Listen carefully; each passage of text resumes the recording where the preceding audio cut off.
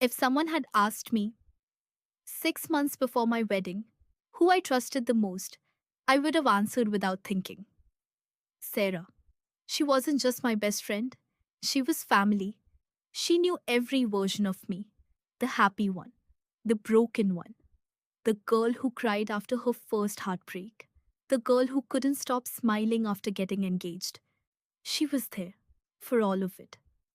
So when my wedding day finally came, there was only one person I wanted standing beside me: Sarah. She hugged me.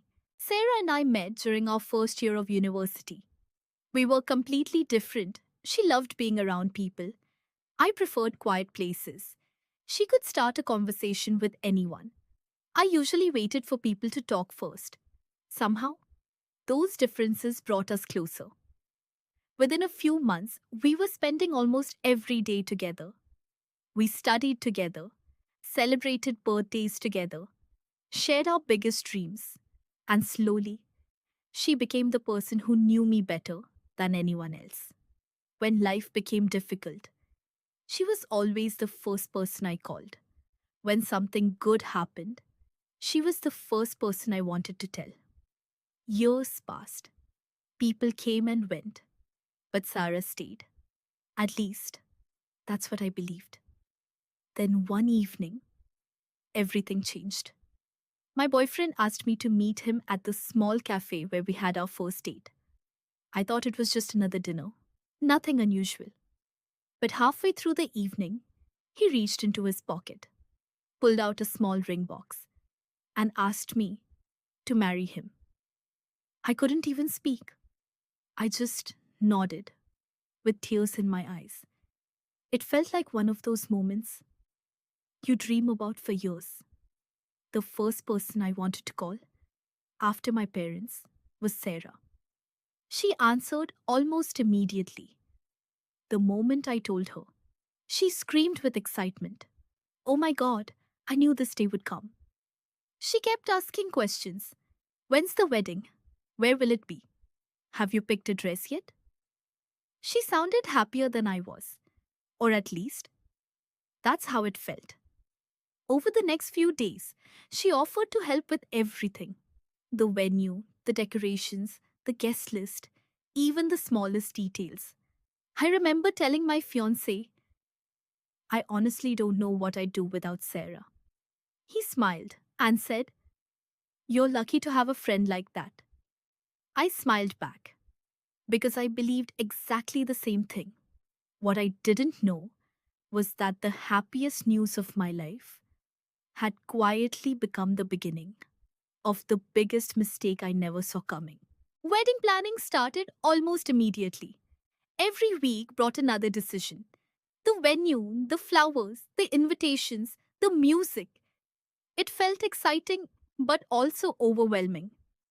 Sarah was there for almost everything. At first, I was grateful. She always had an opinion. Sometimes, before I could answer a question, she answered it for me. I laughed. I thought she was just trying to help.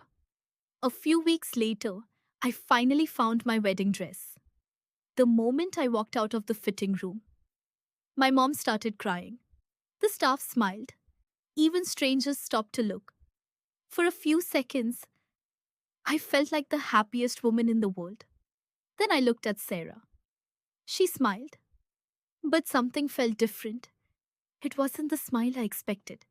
She looked at me for a few seconds, then quietly said, It's nice. Just nice. I waited for something more: a joke, a compliment, anything. But nothing came. On the drive home, the silence felt strange. I kept telling myself, maybe she's just tired. Maybe I'm overthinking. So I ignored it. Days passed. Little moments kept happening. Whenever someone complimented the wedding, Sarah changed the subject. Whenever people talked about how lucky I was, she became unusually quiet. Sometimes she joked, I hope married life is actually worth all the stress. Everyone laughed, including me, but every time she said something like that, it left a strange feeling I couldn't explain. One evening, my fiance looked at me and asked, "Is Sarah okay?" I looked surprised. "Why would you ask that?" He shrugged. "I don't know. She just doesn't seem as happy as everyone else." I defended her immediately. "That's just how she is. You're reading too much into it." He smiled and never mentioned it again. Looking back now, that conversation never left my mind because it wasn't the last time. Someone noticed something that I refused to see. And a few days later, something happened that I could no longer explain away. About 3 weeks before the wedding, Sarah insisted we spend the day together. She said we deserved one last girls' day before everything became busy. It sounded like a great idea. We went shopping, had lunch, talked about old memories. For a while, it felt like nothing had changed. Then my fiance called. He wanted to confirm a few details about the ceremony. I stepped outside the cafe to answer. The call lasted less than 5 minutes. When I came back, Sarah was holding my phone. She smiled. "I was just checking who kept calling you." I laughed. I didn't think much about it. But later that night, something felt strange. A few unread messages were suddenly marked as read. I knew I hadn't opened them. For a moment, I stared at the screen. Then I convinced myself I probably opened them by accident. It seemed too small to question. A few days later, one of my bridesmaids asked if we could talk. She looked uncomfortable, almost nervous. She quietly asked, "Are you and your fiance okay?" I frowned. "What do you mean?" She hesitated. Then she said, "Sarah told a few people you've been arguing a lot. She said you're stressed and not sure about the wedding." I felt my stomach tighten. None of it was true. Not a single word. I tried to laugh it off. There must be some misunderstanding. But deep inside, something didn't feel right anymore. That evening, I called Sarah. I casually asked if she'd mentioned anything to the others. She laughed. "Oh, please. You know how people love gossip. They probably misunderstood me." Her answer sounded reasonable. So once again, I believed her because trusting her was easier than accepting the truth. I had no idea those little lies were quietly leading to something much bigger, and the wedding day was getting closer. The morning of my wedding felt almost unreal. The room was filled with laughter, hair dryers, makeup brushes, half finished cups of coffee. Everyone seemed happy.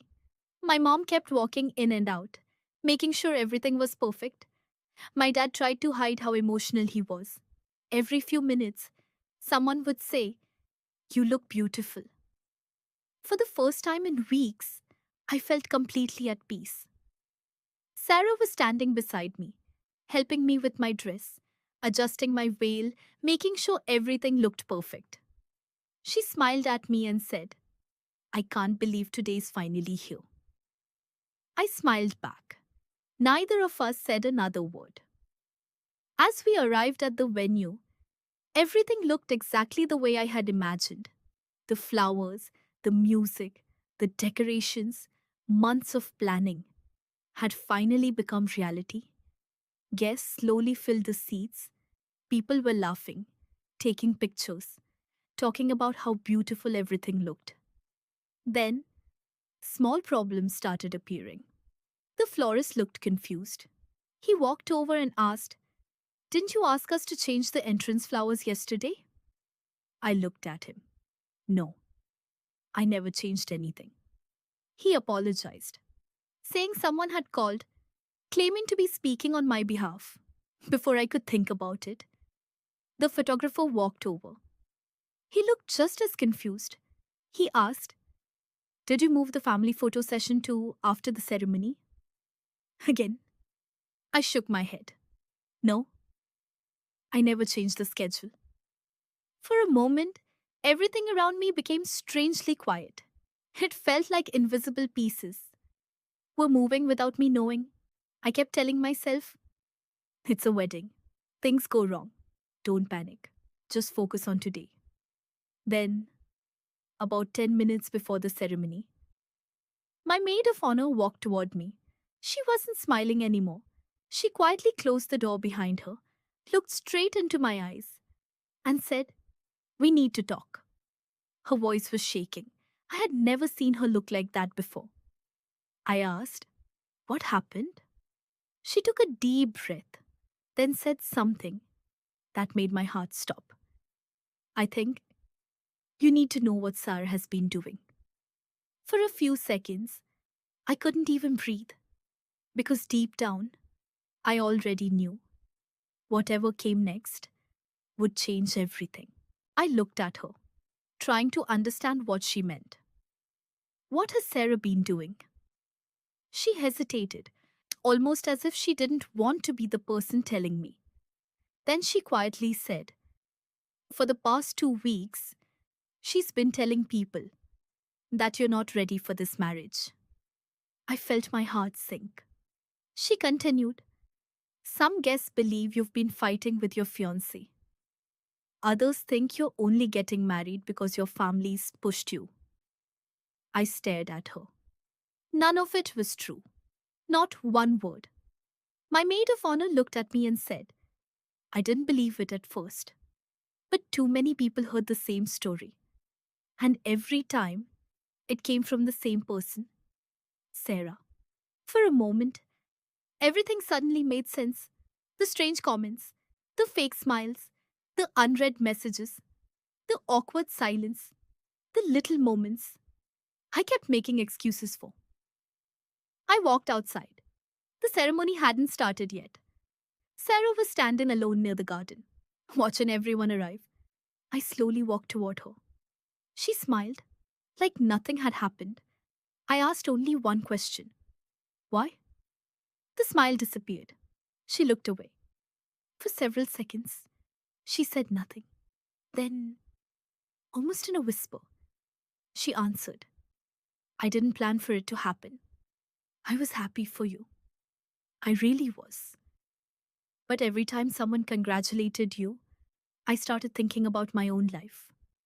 My relationship had ended. My career wasn't going anywhere. And suddenly, it felt like everyone was celebrating you, while I was falling apart." Tears filled her eyes. But instead of fixing my own life, I started looking for reasons to make yours feel less perfect. There was no shouting, no dramatic scene. No one around us even knew what had happened. Just two people standing in complete silence. One trying to explain her jealousy, the other trying to accept that the friendship was already over. A few minutes later, I walked back inside. I married the man I loved. The ceremony was beautiful. The guests smiled. The photographs looked perfect. If you looked at those pictures today, you'd probably think it was the happiest day of my life. But pictures never show everything. They never show the conversations that happen just before the camera clicks. I never spoke to Sarah again. Not because I hated her, but because some relationships can't survive once trust disappears. Losing my best friend was painful, but keeping someone close who secretly wanted to see me fail would have been even more painful. That day taught me something I'll carry for the rest of my life. Not everyone who stands beside you is standing with you. Some people smile while quietly comparing their life to yours, and comparison can slowly turn love into jealousy.